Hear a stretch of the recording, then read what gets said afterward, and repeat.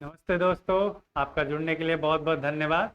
और हम आपके सामने अब एक दूसरा सब्जेक्ट लेके हाजिर हुए हैं। इस बार हम लोग कुछ ज्योग्राफी के क्वेश्चंस करेंगे और इस बार कुछ मिसलेनियस क्वेश्चंस करेंगे। ठीक है, हमेशा हम लोग टॉपिक वाइज क्वेश्चंस किया करते हैं। इस बार हमने मिसलेनियस लेके आए हैं आपके लिए, तो आपको ये करने में बहुत मज़ा आएगा। इंटरेस्टिंग क्वेश्चन होंगे, आपको इधर उधर के फैक्ट्स होंगे ज्योग्राफी से रिलेटेड, तो आपको जानने के बाद बहुत ही अच्छा लगेगा। आप क्वेश्चन को अटेम्प्ट भी कर सकते हैं, आप कमेंट बॉक्स में उसका आंसर दे सकते हैं। ठीक है, इससे पहले कि शुरू करें, आपके लिए एक अनाउंसमेंट है कि हमारा ऑफिशियल ऐप है स्टूडेंट एलीट। आप इसको प्ले स्टोर से डाउनलोड कीजिए और वहाँ पे जाके आप वेरियस बैच को परचेज कर सकते हैं, मैथ्स से रिगार्डिंग, जीएस के रिगार्डिंग और बहुत सारी साइंस के सब्जेक्ट्स के रिगार्डिंग। तो आप वहाँ से जाके परचेज कर सकते हैं।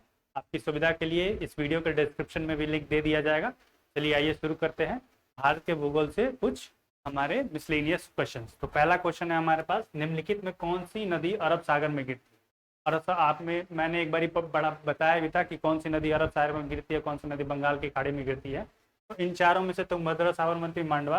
तो नर्मदा वो नदी है जो कि अरब सागर में गिरती है। नर्मदा है, तापी है, ठीक है, तारामती है,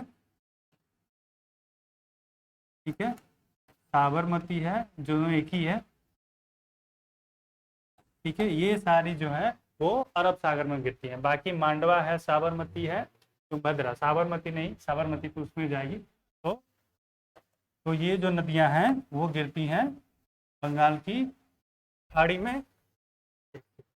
ये जो नदियां हैं बंगाल की खाड़ी में गिरती हैं, और ये नर्मदा जो नदी है वो अरब सागर में गिरती है। इसमें ये साबरमती नहीं होगा। ठीक है, आइए दूसरे प्रश्न की ओर आगे बढ़ते हैं हम लोग। एक सेकेंड, दूसरा प्रश्न है हमारे पास, कौन सा प्रदेश भारत का सबसे बड़ा बॉक्साइट का उत्पादक है? तो उड़ीसा हमारे यहाँ सबसे ज्यादा एक सेकेंड रुक जाइएगा। उड़ीसा जो है हमारे यहाँ सबसे ज्यादा बॉक्साइट का क्या करता है, उत्पादन करता है। ठीक है, उड़ीसा इसका आंसर है, सी। ध्यान रखिए, दूसरा क्वेश्चन का, बॉक्साइट का सबसे ज्यादा उत्पादन उड़ीसा करता है भारत में। थर्ड नंबर क्वेश्चन है, निम्न में से कौन सा भारत का पेट्रोकेमिकल केंद्र नहीं है? तो कोयली है, जामनगर भी है, मैंगलोर भी है। राउरकेला क्या है? राउरकेला आपने सुना होगा, स्टील पावर प्लांट के लिए फेमस है। ठीक है, राउरकेला स्टील पावर प्लांट। आप कमेंट सेक्शन में लिख के बताइए कि राउरकेला कौन से कंट्री के हेल्प से बनाया गया था हमारे देश में। ठीक है, बाकी ये जो तीन है ये पेट्रोकेमिकल केंद्र हैं, और राउरकेला है जो स्टील पावर प्लांट के लिए फेमस है। चौथा है हमारे पास, पोलावरम प्रोजेक्ट किस प्रदेश में है? तो पोलावरम प्रोजेक्ट हमारे यहाँ आंध्र प्रदेश में। ठीक है, ये था question number 4। Fifth number question है, क्षेत्रफल के आधार पर भारत का सबसे बड़ा भौगोलिक हिस्सा कौन सा है? तो आपको पता है कि जब इंडियन ज्योग्राफी को हम डिवाइड करते हैं तो 5 या 6 कैटेगरीज में बांटते हैं। तो पूछ रहा है उस हिसाब से क्षेत्रफल की दृष्टि से भारत का कौन सा हिस्सा सबसे बड़ा है। ठीक है, तो भारत का दक्कन का पठार जो है वो सबसे बड़ा हिस्सा। हिमालय की पर्वत श्रृंखला ये पहला है जो इंडियन भौगोलिक क्षेत्र को बांटता है। तो ये पहला है। थार मरुस्थल है, ये दूसरा है। नंबरिंग इंपॉर्टेंट नहीं है कि 1 2 वैसे आएगा। ठीक है, इन टर्म्स ऑफ एरिया वो डिफर करता है। ठीक है, तो ये पहला, ये दूसरा है, इसको तीसरा कह सकते हैं। ठीक है, उत्तर भारत के विशाल मैदान चौथा कह सकते हैं। और पांचवा क्या है हमारे पास? तो पांचवा है आइलैंड्स। ठीक है, और छठा क्या है हमारे पास?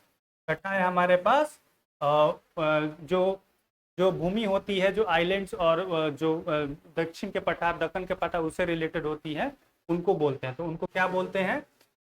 वो बोलते हैं प्लेन्स। कैसे प्लेन्स? तो जो रिलेटेड होते हैं प्लेन्स विच आर रिलेटेड, और you can say attached with ocean and land.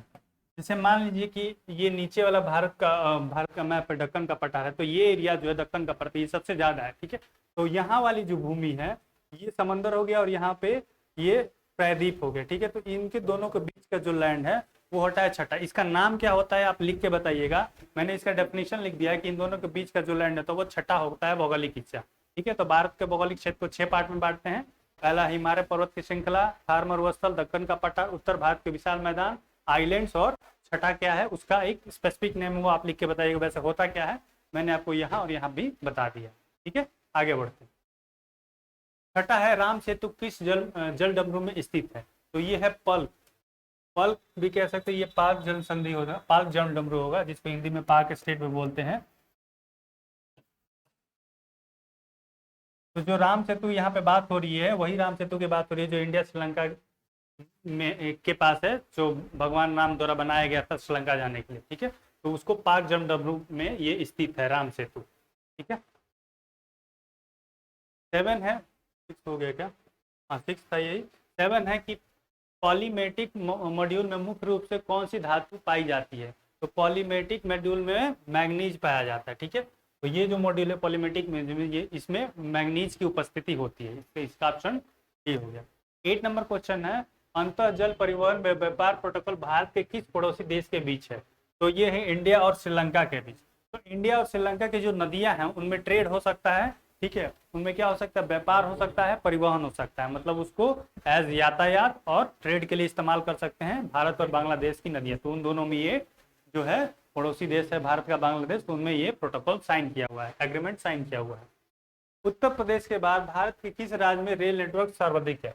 सबसे पहले ये तो क्लियर हो गया कि उत्तर प्रदेश में क्या है, सबसे ज्यादा रेल नेटवर्क है भारत में, मतलब उत्तर प्रदेश क्या करता है? फर्स्ट रैंक पे आता है रेल नेटवर्क के मामले में। दूसरा ऑप्शन किसका है? तो दूसरा है राजस्थान। तो राजस्थान इसमें सेकेंड ऑप्शन पे आता है।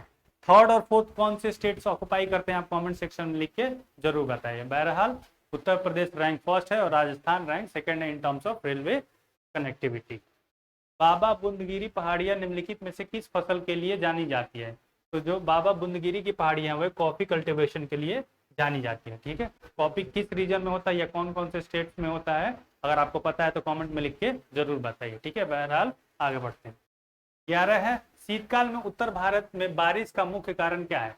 तो कह रहा है कि जब शीतकाल चलता है तो उस समय में जो उत्तर भारत में जो बारिश होती है उसके कारण क्या होता है? तो होता है पश्चिमी विभोज, मतलब कि वेस्टर्न डिस्टर्बेंस जिसको इंग्लिश में बोलते हैं। तो ये कहाँ से आता है वेस्टर्न डिस्टर्बेंस? तो वेस्टर्न डिस्टर्बेंस आता है आपको मेडिटेरेनियन सी से।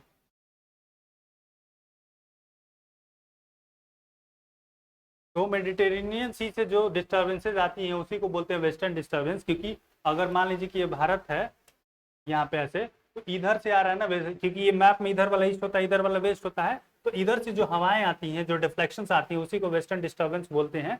और ये मेडिटेरेनियन सी से आती है, वही कारण है कि शीतकाल में भारत में बारिश कराती है।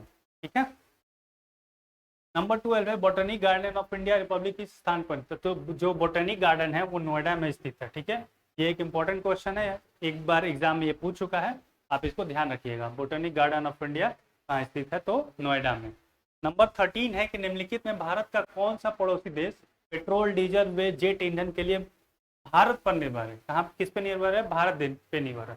तो ये है हमारा पड़ोसी देश मॉरिशस। ठीक है, तो मॉरिशस वो देश है जो हम भारत पे पेट्रोल डीजल और जेट इंजन के लिए निर्भर है, मतलब हम तो कहीं और से मंगाते ही हैं, ये हमसे मंगाता है, तो ये हम पे निर्भर रहता है। ठीक है, और मॉरिशस में भोजपुरी एक वहाँ पे डोमिनेंट लैंग्वेज में, वहाँ पे लोग भोजपुरी भी ज़्यादा बोलते हैं।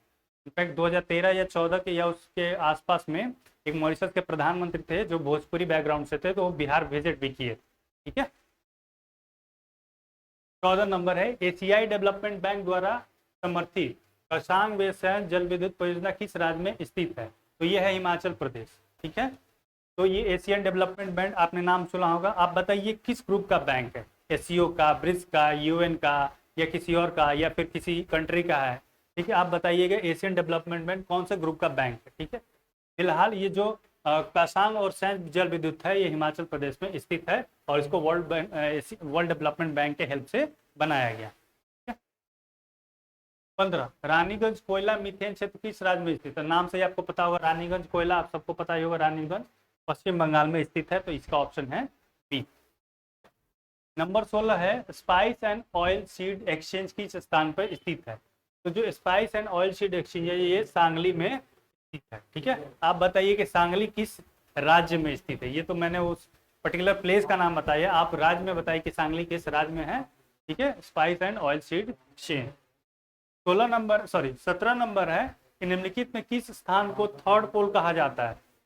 थर्ड पोल, जैसे हमारे यहाँ दो पोल्स है ना, कौन सा, फर्स्ट पोल जिसको बोलते हैं नॉर्थ पोल और सेकंड किसको बोलते हैं साउथ पोल को, ठीक है।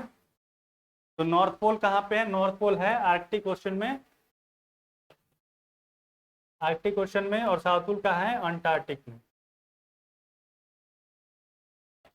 तो वो पूछा है कि जो थर्ड पोल है वो कहाँ स्थित है। सियाचिन ग्लेशियर को जो भारत में है इसको बोलते हैं थर्ड पोल। क्यों बोलते हैं, क्योंकि वहां पे इतनी ज्यादा ठंड पड़ती है कि जैसे मान लो पोल्स पे है वैसे, एक तो हाइट उसकी इतनी ऊंची है, ठीक है, ऊपर से ठंड बहुत ज्यादा पड़ती है वहाँ, इसीलिए सियाचिन ग्लेशियर को थर्ड पोल के नाम से जाना जाता है, ठीक है।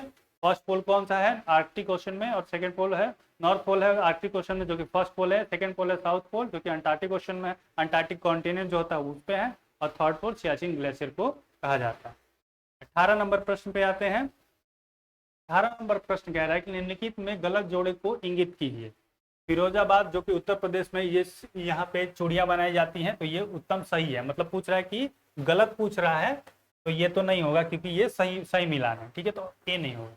भागलपुर बिहार में रेशम के लिए प्रसिद्ध है, तो ये भी नहीं होगा क्योंकि ये भी सही है, तो ये भी नहीं होगा। जालंधर पंजाब खेल का सामान, ये जलंधर में क्या मिलता है, खेल का सामान मिलता है, तो ये सही है, मतलब ये भी नहीं होगा क्योंकि गलत पूछ रहा है। सांबर जो राजस्थान में है ये इसका आंसर है, क्योंकि ये हस्त ब्लॉक छपाई के लिए फेमस नहीं है। बाकी ये जो तीन दिया है ना, ये तीन आपको याद रखना है कि कौन किसके लिए फेमस है।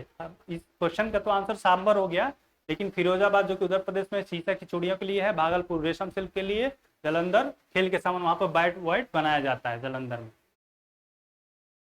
19 नंबर है, निम्नलिखित में से कौन सा पर्वत हिमालय रेंज में नहीं आता है, कंचनजंगा, नंगा पर्वत, केटू और चोंगयुल। तो ये केटू जो है वो हिमालय की श्रेणी में नहीं आता है, ठीक है, केटू, हालांकि इसका नाम क्या है, केटू जो है वो हिमालय की पर्वत श्रेणियों में नहीं होता, बाकी ये जो तीन है ये आते हैं। आप कमेंट में लिख के बताइए कि हिमालय का कितने डिविजन है, ठीक है, जैसे कि है ग्रेटर हिमालय, लेसर हिमालय, ऐसे कितने डिविजन है, ठीक है, आप कमेंट में लिख के जरूर बताइए। 20 नंबर, भारत में बड़ी इलायची का सर्वाधिक उत्पादन किस राज्य में किया जाता है। तो ध्यान दीजिएगा, पूछ रहा है क्या, बड़ी इलायची, तो बड़ी इलायची का उत्पादक है सिक्किम, ठीक है। अगर इलायची पूछे तब हो जाएगा केरल, इलायची यानी कि छोटी इलायची या इलायची एज ए होल, ठीक है।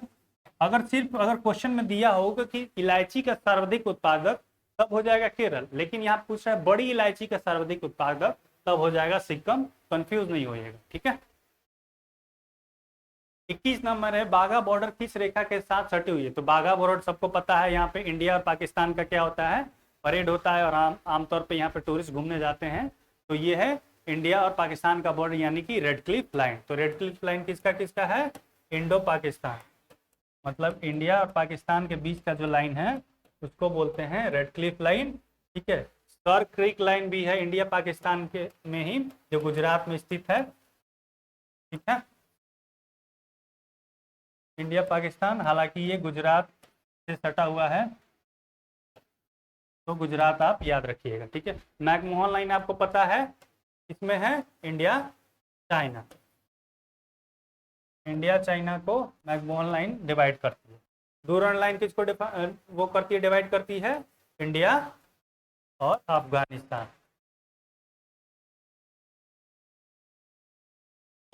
ठीक है। एक बार फिर से देख लीजिए, Durand line India Afghanistan, McMahon line India China, Sir Creek line India Pakistan जो कि गुजरात से सटा हुआ है, और Radcliffe line India Pakistan को, पूरे जो इंडिया पाकिस्तान का बॉर्डर उसको रेड क्लिफ लाइन कहते हैं, क्योंकि रेड क्लिफ को ही दिया गया था, बाउंड्री कमीशन बनाया गया था जब भारत और पाकिस्तान का बंटवारा हुआ था, ठीक है। 22 नंबर, मध्य प्रदेश के किस ऐतिहासिक स्थान पर भारतीय पुरातत्व सर्वेक्षण ने जुरासिक पार्क स्थापित करने का फैसला किया है। तो ये है मांडू। तो एमपी में मांडू नामक एक जगह है जहां पे जो आर्कियोलॉजिकल सर्वे ऑफ इंडिया है, मतलब भारतीय पुरातत्व सर्वेक्षण, इसने क्या किया है, जुरासिक पार्क स्थापित करने का निर्णय लिया है मांडू नामक जगह पे। 23 नंबर है, 3 बीघा कॉरिडोर का विवाद किन देशों के बीच में है, ठीक है। तो ये भारत बांग्लादेश जो देश है, ये दोनों देश हैं, तो 3 बीघा कॉरिडोर इन दोनों के बीच में एक डिस्प्यूट है जो कि अभी भी विवादित है, ठीक है। आपको ध्यान हो जाके एक 100 अमेंडमेंट हुआ था, 100वां कॉन्स्टिट्यूशनल अमेंडमेंट एक्ट हुआ था। इसमें भारत और बांग्लादेश ने क्या किया था, अपने अपने कुछ कुछ छोटे बड़े क्षेत्रों को एक्सचेंज किया था। ठीक है, मतलब छोटे क्षेत्र जिस पे बांग्लादेश को देना चाहिए भारत ने उसको दे दिया था, और भारत बांग्लादेश के वैसे क्षेत्र जो भारत के पास होने चाहिए थे बांग्लादेश ने भारत को दे दिए थे। ठीक है, तो वो 100वां कॉन्स्टिट्यूशनल अमेंडमेंट एक्ट हुआ था। हालांकि जो 3 बीघा कॉरिडोर है भारत बांग्लादेश के बीच में विवादित है। ठीक है, और आज का सेकेंड लास्ट क्वेश्चन है, मानस नदी किसकी सहायक नदी है? तो ये है ब्रह्मपुत्र नदी की सहायक नदी। ठीक है, गंगा क्या है? ये एक हिमालयन नदी है, आपको सबको पता होगा। ठीक है, और नर्मदा क्या है? ये क्या है? एक पेनिनसुलर रिवर है लेकिन अरब सागर में जाके गिरती है। सिंधु क्या है? ये भी एक हिमालयन रिवर है और लेकिन अरब सागर में जाके गिरती है। ब्रह्मपुत्र क्या है? ब्रह्मपुत्र भी एक हिमालयन नदी है और जो कि बंगाल की खाड़ी में गिरती है। तो जो मानस नदी है वो ब्रह्मपुत्र नदी की वो सब्सिडरी है, यूं कह लो कि उसकी सहायक नदी है। आज का लास्ट क्वेश्चन है, नोखोलम जनजातीय अभयारण्य किस राज्य में स्थित है? ठीक है, तो ये है हमारा मेघालय राज्य में। ठीक है, तो आज का आखिरी प्रश्न का आंसर हो गया बी, मेघालय। इसी के साथ वीडियो समाप्त होता है। उम्मीद है आपको पसंद आया होगा। अगर कुछ डाउट रह गया हो या फिर किसी तरह का क्वेश्चन हो, कन्फ्यूजन हो, आप कमेंट में लिख के जरूर बताइए। साथ ही साथ हमारे स्टूडेंट ऐप को डाउनलोड कीजिए, वहाँ से जाके वेरियस बैच को परचेज कर सकते हैं। इस वीडियो को लाइक कीजिए, चैनल को सब्सक्राइब कीजिए और वीडियो को शेयर भी कीजिए। मिलते हैं फिर किसी अगले वीडियो में, तब तक के लिए धन्यवाद।